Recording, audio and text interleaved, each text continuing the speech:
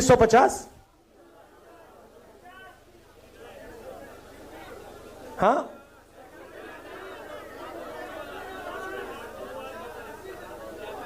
किस साल बना ये? एक व्यक्ति बोलिए, आप बोलिए। 1949, कोई कह रहा है 1950, कोई कह रहा है 1949, कोई कह रहा है 1947। ठीक है, तो मैं आपसे अब दूसरा सवाल पूछता हूं। अगर बिरसा मुंडा जी नहीं होते तो ये बनता? अगर नारायण गुरु जी नहीं होते तो ये बनता? अगर बसवना जी नहीं होते तो ये बनता? अंबेडकर जी नहीं होते तो ये बनता? बुद्ध भगवान नहीं होते तो ये बनता? गुरु नानक नहीं होते तो ये बनता? तो ये कितना पुराना है?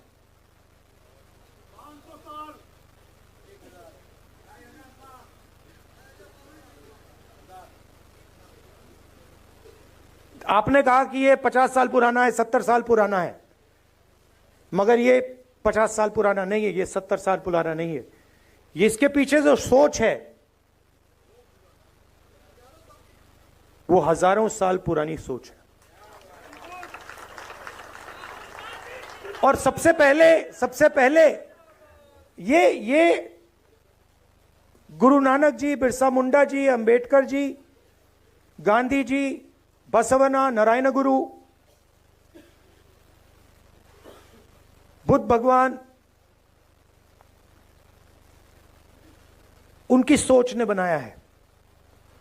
और ये जो लड़ाई चल रही है ये 50-70 साल पुरानी लड़ाई नहीं है, ये हजारों साल पुरानी लड़ाई है। तो अगर ये कॉन्स्टिट्यूशन बिरसा मुंडा जी की सोच का है, गुरु नानक, महावीर, बुद्ध भगवान, महावीर जी, अगर ये इनकी सोच का है तो इसके विरोध में कौन सी किताब है?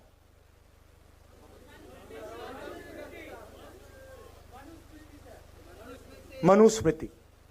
ये जो लड़ाई चल रही है, और आपको ये गहराई से समझना होगा, ये लड़ाई कॉन्स्टिट्यूशन और मनुस्मृति के बीच में लड़ाई चल रही है। और ये नई लड़ाई नहीं है, ये हजारों सालों से लड़ाई चल रही है। अंबेडकर जी ने कहा एजुकेट, ऑर्गेनाइज, एजिटेट, कहा।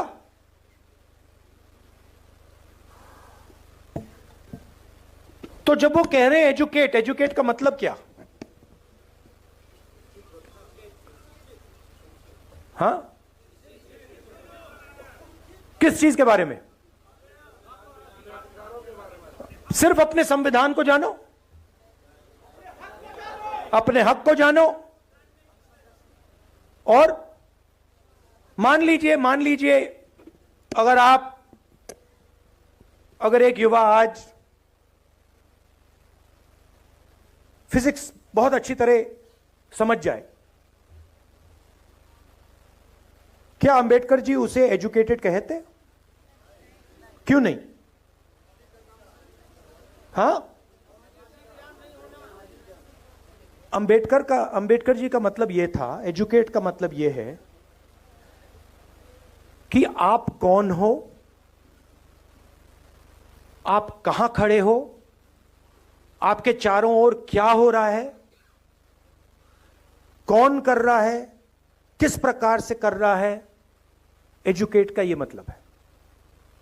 एजुकेट का मतलब यह नहीं कि आप कॉलेज में चले गए, आपने फिजिक्स की डिग्री ले ली,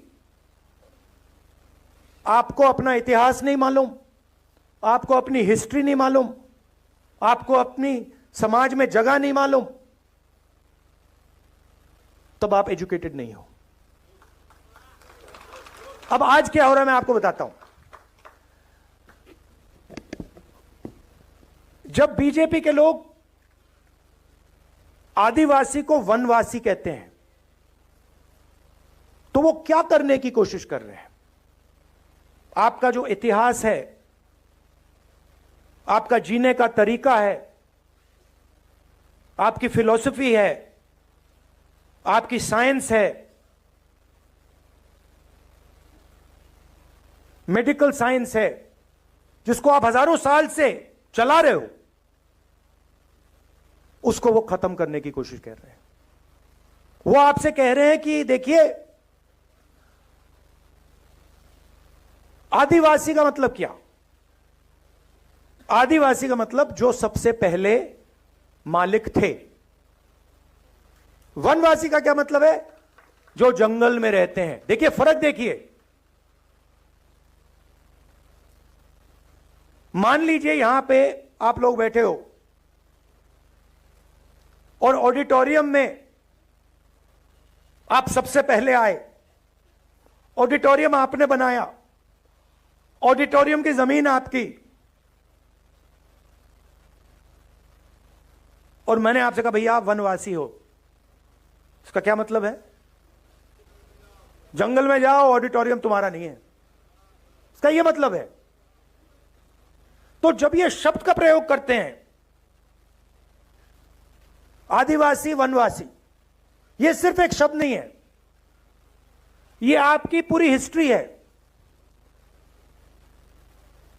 मैं हिंदुस्तान के एजुकेशन सिस्टम में पढ़ा हूं, स्कूलिंग मेरी पूरी हिंदुस्तान में हुई।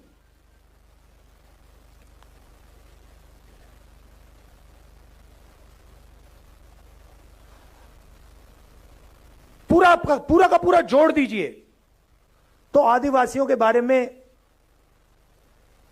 आधा चैप्टर मिलेगा।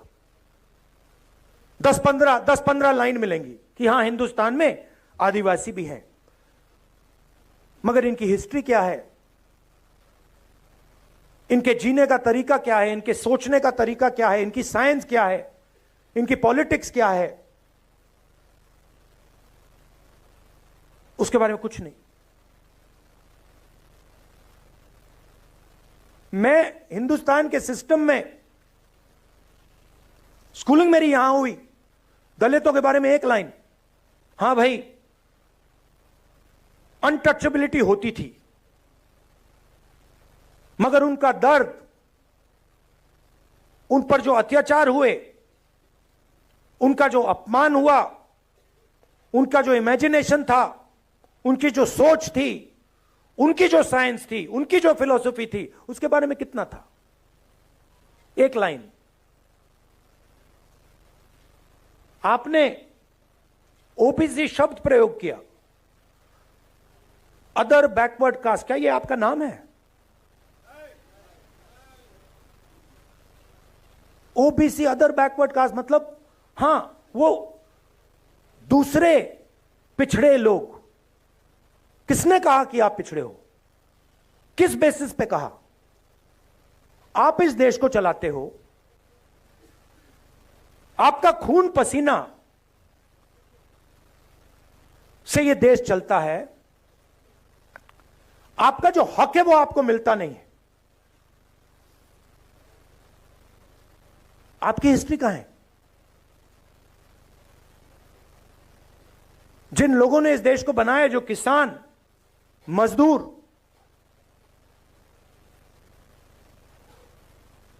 बढ़ई, नाई, मोची, इनकी हिस्ट्री कहां है? कहां लिखा है? फाड़ दिया गया। जैसे कि हिंदुस्तान के 90% लोग हैं ही नहीं।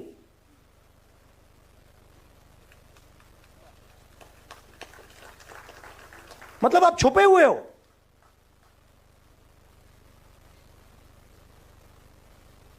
हिंदुस्तान के कॉर्पोरेट्स में देखिए आप, 250 कॉर्पोरेट्स की मैंने लिस्ट निकाली। कहां मैं देखता हूं भाई 90% आबादी में से यहां कितने हैं?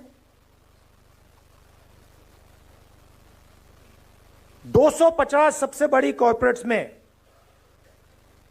मालिकों में, सीईओज में, सीनियर मैनेजमेंट में आपको एक ओबीसी नहीं मिलेगा। एक दलित नहीं मिलेगा, एक आदिवासी नहीं मिलेगा। करेक्ट? मैं यहां झूठ बोलने थोड़ी आया हूं। हलवा बांट रहे हैं वही, हलवा खा रहे हैं वही। अब उसमें एक और बात है, उसमें बेचारे गरीब जनरल कास्ट के भी लोग हैं 5-7%, उनको भी हलवा नहीं मिल रहा। आप ब्यूरोक्रेसी में देखिए। बहुत अच्छा लगा आपने 90 में से 3 की बात की। 90 में से 3 ओबीसी, 3 दलित, 1 आदिवासी। दलित की आबादी 15%, आदिवासियों की आबादी 8%, ओबीसी की आबादी कोई जानता नहीं है, कोई नहीं जानता। हम कह सकते हैं कि तकरीबन 50%।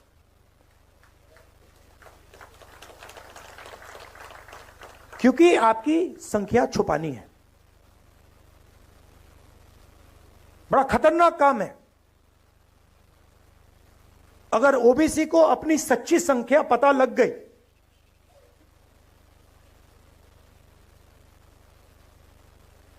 नब्बे में से 3, 50% आबादी 90 में से 3। और अगर हिंदुस्तान की सरकार में 100 रुपए खर्च होते हैं तो 50% को 100 में से 100 रुपए में से 5 रुपए का निर्णय लेने का मौका मिलता है। 3 अफसरों को पीछे बैठा रखा है। आपको कोई ओबीसी, दलित, आदिवासी फाइनेंस मिनिस्ट्री में नहीं मिलेगा, डिफेंस मिनिस्ट्री में, बड़ी बड़ी मिनिस्ट्री में कहीं नहीं मिलेगा। पीछे बैठा हुआ है। 100 रुपए में से 5 रुपए का निर्णय ओबीसी अफसर लेते हैं, 100 रुपए में से 1 रुपए का निर्णय दलित अफसर लेते हैं और 100 रुपए में से 10 पैसे का निर्णय आदिवासी अफसर लेते हैं। रहिए fight against criminal daily newspaper. आज की खबर में बस इतना ही। वीडियो को लाइक करें और चैनल को सब्सक्राइब कर लें, जिससे आने वाली वीडियो की नोटिफिकेशन आपको मिलती रहे।